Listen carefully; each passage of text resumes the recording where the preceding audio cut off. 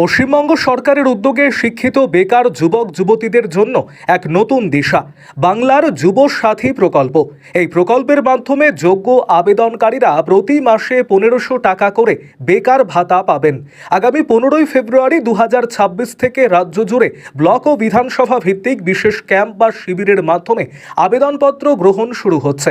২৬শে ফেব্রুয়ারি ২০২৬ পর্যন্ত চলবে। শিবিরের সময় সকাল ১০টা থেকে বিকেল ৫টা পর্যন্ত। আবেদনের মাধ্যম অফলাইন নির্দিষ্ট ক্যাম্পে গিয়ে ফর্ম জমা দিতে হবে। টাকা দেওয়া শুরু ১ এপ্রিল ২০২৬ থেকে। আবেদনের যোগ্যতা: আবেদনকারীকে অবশ্যই পশ্চিমবঙ্গের স্থায়ী বাসিন্দা হতে হবে। শিক্ষাগত যোগ্যতা ন্যূনতম মাধ্যমিক পাস হতে হবে। ২১ থেকে ৪০ বছরের মধ্যে হতে হবে। আবেদনকারীকে বর্তমানে কর্মহীন বা বেকার হতে হবে। সরকারি বা বেসরকারি কোনো চাকরিতে যুক্ত থাকা চলবে না।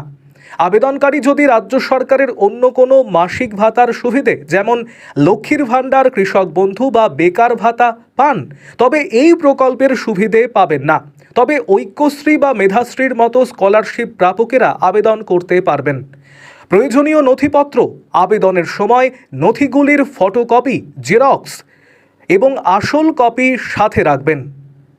আধার কার্ড ব্যাংক অ্যাকাউন্টের সাথে লিঙ্ক করা থাকতে হবে বা ভোটার কার্ড, মাধ্যমিকের অ্যাডমিট কার্ড ও মার্কশিট, আবেদনকারীর নিজস্ব ব্যাংক পাসবুকের প্রথম পাতার জেরক্স, পাসপোর্ট সাইজের রঙিন ছবি। বেকারত্বের একটি স্বঘোষণাপত্র। ক্যাম্প থেকেই ফর্ম পাওয়া যাবে। কোথায় এবং কিভাবে আবেদন করবেন?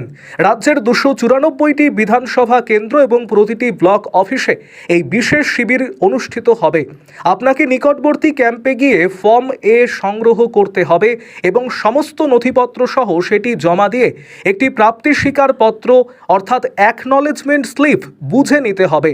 মনে রাখবেন, বর্তমানে এই আবেদন প্রক্রিয়া সম্পূর্ণ অফলাইন।